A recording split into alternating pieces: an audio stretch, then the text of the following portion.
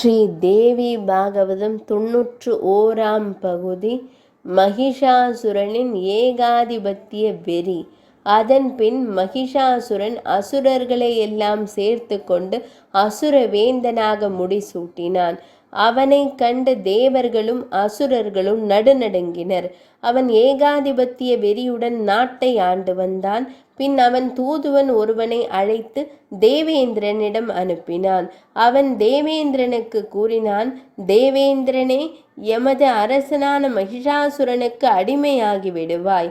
இல்லாவிட்டால் அவர் உன்னுடன் போர் செய்வார். தேவேந்திரன் அவனை கேலி செய்து, எருமைக்கு பிறந்த எருமைக்கு நான் பயப்பட மாட்டேன், முடிந்தால் போருக்கு வரச்சொல் என்றான். அதை கேட்ட தூதுவன் மகிஷாசுரனின் சபைக்கு வந்து தேவேந்திரன் கூறியவற்றை கூற, மகிஷாசுரன் பெருங்கோபம் கொண்டு, உலகிலுள்ள அசுரர்களை எல்லாம் திரட்டுங்கள், பாதாள உலகில் வசிக்கும் அரசர்களையும் அழைத்து வாருங்கள்.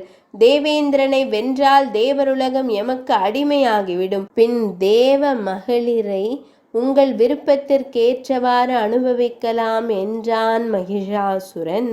91ஆம் பகுதி நிறைவடைந்தது.